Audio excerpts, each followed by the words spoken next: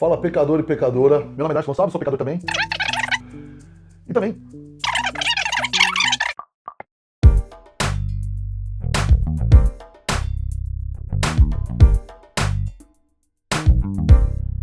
Recebi algumas perguntas aqui e quero responder para te ajudar. Pastor, eu vi um vídeo de um outro pastor que o horário que o diabo mais ataca é às 3 da manhã.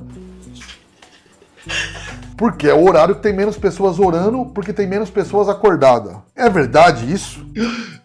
Essa foi boa. Olha, a Bíblia diz que nós devíamos estar sempre orando com súplica e oração. Pronto, acabou. Mas o horário que mais ataca, eu não sabia que o demônio era CLT também. Tinha horário para entrar. Ele vai pedir hora extra, férias. É às 3 da manhã, então. Me enviaram o vídeo, é 3h33, que o diabo, as pessoas acordam essa hora e ficam aí abaladas, porque tem menos pessoas orando e o diabo ataca. O Samuel falou que 3h33 deve ter sido porque é metade de 666. Tá vendo? Tá vendo? Esse povo que inventa essas coisas são mais criativos que o capeta. O diabo olha e fala, rapaz do céu, nem eu pensei num negócio desse. Então, você acha que tem a hora no inferno? Fala, opa! Eu vi, você me mandou o vídeo, eu vi a pessoa falando, não, porque nessa hora tem menos pessoas orando e aí eles conseguem agir. Essa pessoa pensa no cristianismo sempre em mérito. Se tiver pouca gente orando, o diabo entra e faz tudo, como se o Senhor não governasse nada. Entendeu? Se depender, nós temos que orar, mas se não tiver alguém orando, então o diabo faz o que quiser. Isso não existe. E ter o horário certo para que ataque mais, isso aí, para de mentira, gente. É muita mentira. Para com isso aí, de enganar e alarmar o povo. Então não tem problema não. Entendeu? Acordou às 3 da manhã? Vai no banheiro, deita e dorme. Você fica com medo às 3 da manhã, né? Não vai nem no banheiro, fica lá. Não tem medo não é mais criança não, pelo amor de Deus, tá bom? Então é conversa fiada. Quer isso aí, foca no Senhor, foca em Cristo. Não quer descobrindo que hora. Você imagina, pastor tem que ficar descobrindo que hora que o diabo acorda pra atazanar. E no Japão, é 3 horas da manhã também?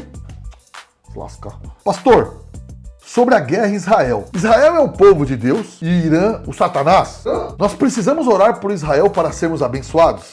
Vamos lá, há várias posições aí nessa questão. Eu não tenho essa posição e acho bem difícil provar biblicamente que Israel hoje é o povo de Deus. Eles não são cristãos, entendeu? Quem é o povo de Deus? João 1:12-13. O povo de Deus são aqueles que nasceram de novo, que creem no Senhor Jesus, entendeu? O judeu, ele é igual a nós, ele tem que crer em Jesus para ser povo de Deus. Mas, ao mesmo tempo, eu também acredito que Israel só continua existindo porque Deus permite, de alguma forma, Deus guarda ele. Senão já tinha sido erradicado. E eu também acredito, como está lá em Romanos 11:25-33, que lá no final eles serão restaurados. O judeu precisa ser restaurado, precisa ser convertido. E quando um judeu se converte, não é aquela coisa que eu aprendi quando criança, que ele é melhor que eu e você. Porque agora ele é judeu e crente. Como se ele tivesse duas estrelinhas e nós só uma. Dentro do cristianismo somos todos iguais. Inclusive, estava conversando com um pastor de uma linha mais dispensacionalista e ele não cria Israel dessa forma como muita gente fala. Entendeu? Então nós temos que orar por Israel, orar pelo povo no Irã. Eu acho que as duas nações são pecadoras, mas o povo iraniano, eu não tenho ódio deles. Eu oro por eles como eu oro pelo povo de Israel. O que eu tenho bronca é da liderança, que financiou Hamas e as outras coisas mais. Isso sim. Mas agora do povo, eu oro para que os dois se convertam e conheçam o Senhor. Sim, minha sogra é o demônio. Em pessoa. Me amaldiçoa todo dia. Desculpa. O que eu faço? Eu devo ungir ela com óleo? Aí você vai fritar a sua sogra e vai passar ela no óleo. Ai, Deus, cada uma. Deixa eu entender, se a sogra é brava, tem que ungir ela. Rapaz do céu. Olha, primeira coisa, você tem que responder ela com brandura, você tem que orar por ela. Mas será que ela é um demônio tão grave assim? Ok, tudo bem, já conheci família que, casal, que a sogra de um deles era muito ruim mesmo, uma coisa bem atípica. Então eu vou falar que você está sendo sincero aqui, correto. Então, ó, mantenha a distância, evite, ore pela pessoa. Se a moça que está namorando, você ama ela ao ponto de enfrentar isso, mas você vai ter que entender que você vai ter que ter uma distância. Se a mulher te odeia tanto, te amaldiçoa todo dia, bacana, hein? Mas, rapaz, aí parece o diabo mesmo, que a Bíblia diz que ele vai contra nós dioturnamente, sem parar. Mas só a sogra dorme, pelo menos, né? Nesse momento ela não tá te atacando. Então, oro pra ela dormir mais.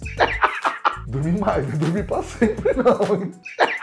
Pelo amor de Deus, não faz isso não. E dá uma certa distância. Tipo assim, muda pro Japão. Uma distância boa, né? Eu tinha um amigo, pastor Reginaldo, ele dizia que quando você casar, pra você viver bem, você tinha que morar uma distância que sua sogra não chegue de mala e nem de chinelo, porque é muito perto. Você tem que achar uma coisa no meio do caminho.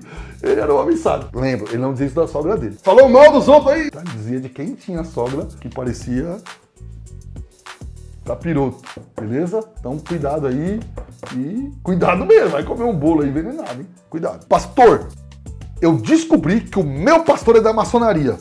Normalmente isso aí é fuleiragem. Eu saio da igreja de fininho ou conto pra todos que ele é maçom e desapareço porque eu tenho medo que eles me matem.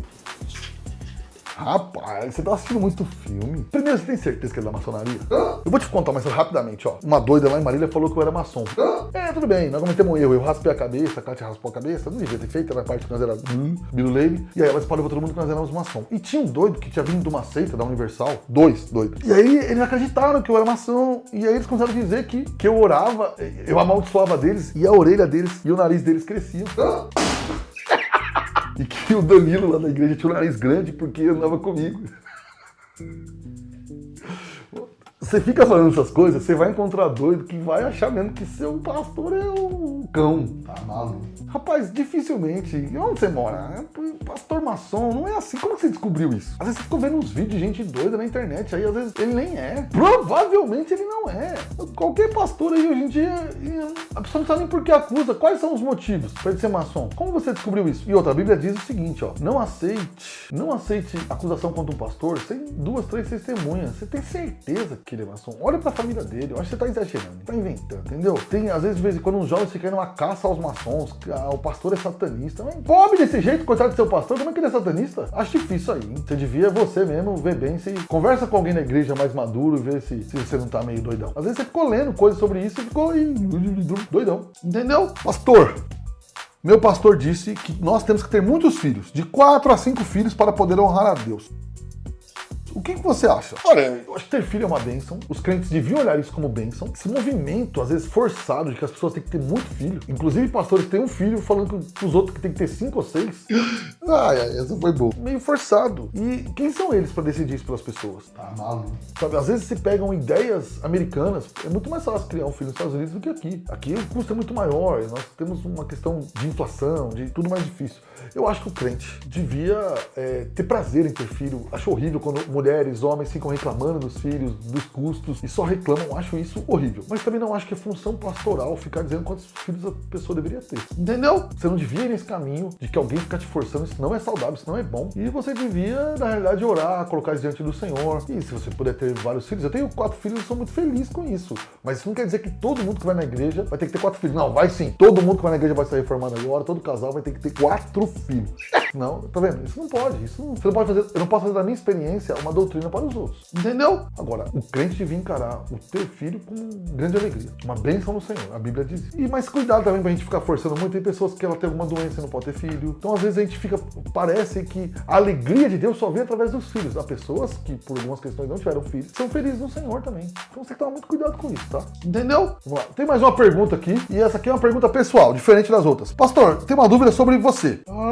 Qual a maior frustração ou tristeza que você já teve na vida com pessoas ou situações? Mas tu é curioso, hein? Sim. A maior frustração que eu já tive? Rapaz, eu não fico pensando muito nisso, não. Talvez uma vez falaram que eu era meio tantã na cabeça, que eu era biruleibe aí, porque tinha virado reformado e tal, mas depois, assim, eu não posso reclamar muito. Meus pais me amaram, eu tive bons tios, tive uma boa família. Teve gente que tem questões graves de infância e tal, que pela graça divina eu não tenho. Deixa eu ver. A maior frustração minha é não ter meu nome na Coca-Cola. Eu fico triste. Chego lá, todo mundo, Samuel já encontrou, Amanda já encontrou, a Kátia já encontrou, mas Darcio nunca tem. Essa é uma frustração. Eu vou reunir todos os Darcios, que deve dar 3 no Brasil, e porque a Coca-Cola é darciofóbica.